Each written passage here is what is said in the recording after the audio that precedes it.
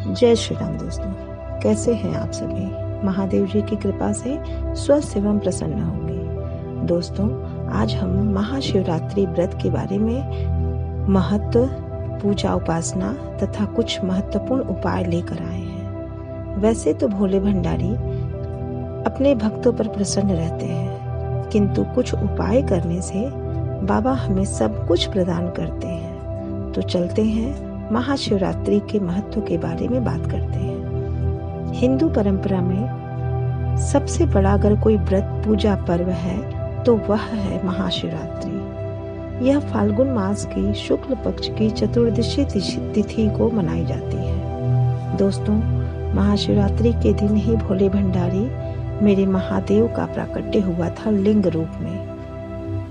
इनका जन्म नहीं बल्कि ये तो अजन्मा है। प्रथम बार जब ये प्रकट हुए थे तभी से शिवरात्रि मनाई जाती है। ऐसा भी हमारी हिंदू परंपरा में कहा गया है कि इसी दिन माँ पार्वती संग शंकर जी का ब्याह हुआ था। इसी कारण महाशिवरात्रि बड़े ही उत्साह से मनाया जाता है। महादेव की पूजा बहुत ही प्रभावशाली होती है। सभी परिस्थितियों तथा भाग्य का लेखा भी बदल देने की क्षमता केवल त्रिपुरारी को ही है।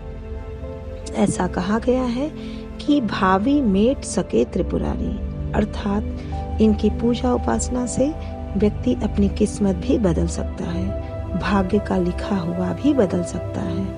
मित्रों, महाशिवरात्रि का पर्व इस बार 11 मार्च 2021 को बृहस्पतिवार को मनाया जाएगा। महाशिवरात्रि की रात को जो व्यक्ति पूजा उपासना तथा शिव के मंत्रों का जाप तथा ध्यान करते हैं उनकी सभी मनोकामना पूर्ण होती है। शिवरात्रि की पूजा उपासना करने का नियम, इस दिन प्रातः स्नान करके स्वच्छ वस्त्र पहने। इस दिन सभी को नए वस्त्र अवश्य पहनने चाहिए। अगर संभव हो तो फिर शिव पूजा करने का संकल्प करें। सूर्य देव को जल चढ़ाकर देवाधिदेव को जल चढ़ावें। फिर मंत्रों का जाप दिन भर करें।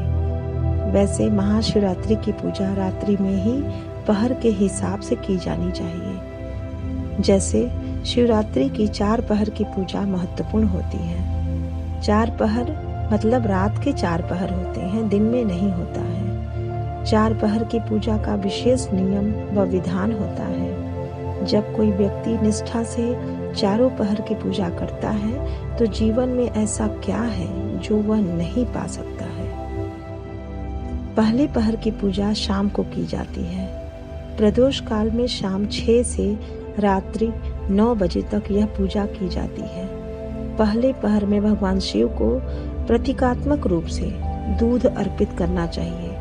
बहुत ज्यादा दूध का इस्तेमाल नहीं करना चाहिए, थोड़ा सा ही दूध उनको चढ़ाना चाहिए। फिर जल से उनका अभिषेक करना चाहिए। नमः शिवाय का मंत्र जप करें। इस पूजा से धर्म की प्राप्ति होती है और मनोअभिलाषित कामना पूर्ण होती है। दूसरे पहर की पूजा रात में 9 से 12 बजे के बीच में करनी चाहिए। इसमें भगवान शिव को दही अर्पित करना चाहिए।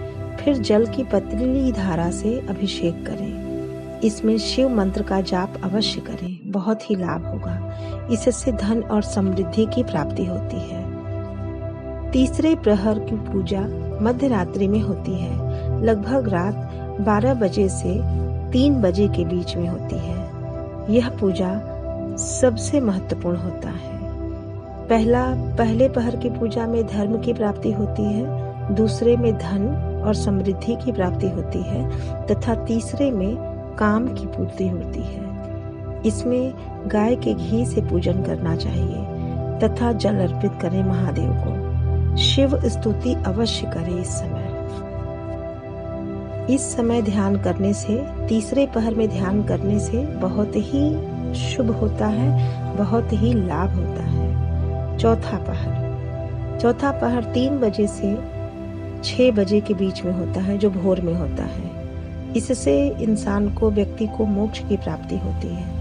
जो व्यक्ति ब्रह्म मुहूर्त में पूजा करते हैं उन्हें भाग्य से ज्यादा मिलता है, ऐसा हमारे शास्त्रों में लिखा है। इस पहर शहद अर्पित करना चाहिए देव को। तथा जल की पतली धार से अभिषेक करें। इसमें भी शिव मंत्र का जप करें। इससे आपकी सभी मनोकामना पूर्ण होती है। दोस्तों याद रखिए, जब भी हम दूध, दही, घृत या शहद जो भी भगवान को चढ़ाते हैं, उसके बाद पानी की यानी कि जल की पतली धारा अवश्य उन पर डालें। इसके बाद हम आपको कुछ महत्वपूर्ण और अद्भुत लाभ देने वाले कुछ उपाय बताना चाहते हैं। कुछ उपाय महाशिवरात्रि पर करने से इससे अद्भुत लाभ मिलता है तथा मनुष्य की सभी मनोकामना पूर्ण होती है। विशेष उपाय, अगर संतान नहीं है तो संतान की प्राप्ति के लिए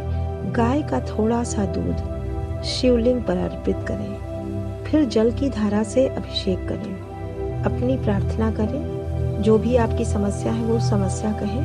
आपकी समस्या भगवान चाहेंगे तो बहुत जल्दी दूर हो जाएगी। दूसरा उपाय है धन की प्राप्ति के लिए।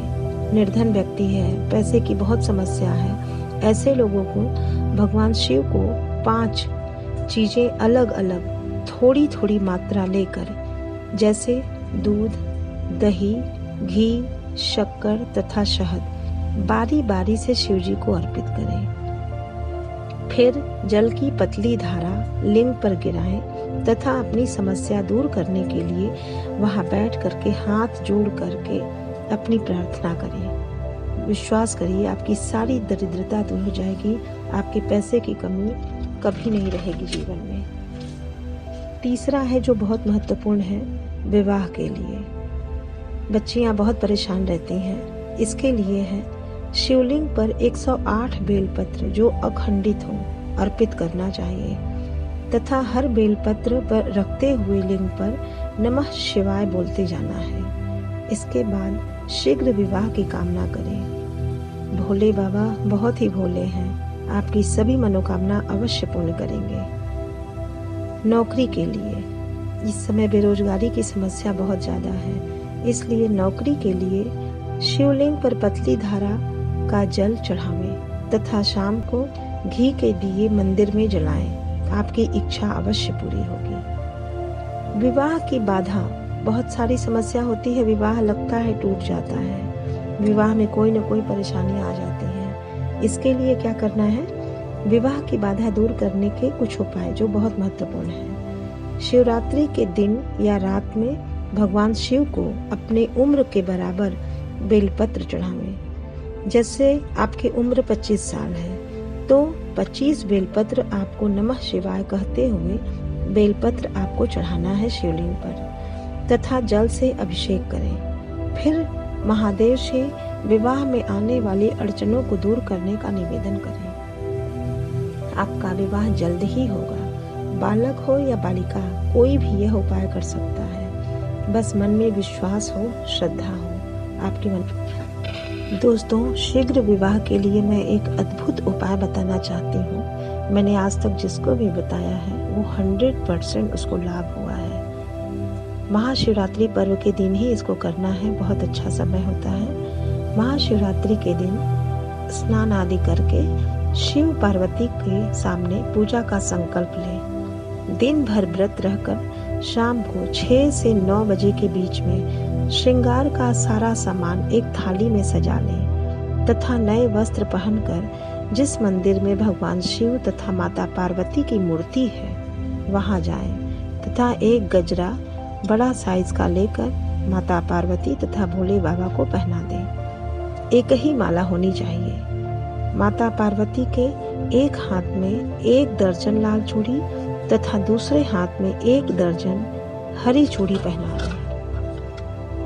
इसके बाद सारा श्रृंगार का सामान तथा फल, मिठाई आदि वहां समर्पित करें और वहीं बैठकर गौरी शंकराय नमः मंत्र का कम से कम 108 बार बड़े ही श्रद्धा, विश्वास और शांतिपूर्ण ढंग से इसको करें। फिर जो चूड़ी आपने माँ को पहनाई है वह लेकर स्वयं पहन लें तथा श्रृंगार का सामान किसी सुहागिन स्त्री को दें। अपनी माता को भी दे सकते हैं और उनका आशीर्वाद ले लें। चुनरी माँ को ही उड़ा दें और अपने विवाह के लिए प्रार्थना करें। विश्वास कीजिए दोस्तों, आज तक जिसने भी इसे किया है 1 साल के अंदर उनका विवाह बहुत ही उत्तम हुआ है। विश्वास मानिए, महादेव तथा माता पार्वती का आशीर्वाद अवश्य प्राप्त होता है। मन सच्चा होना चाहिए तथा प्रभु पर विश्वास होना चाहिए।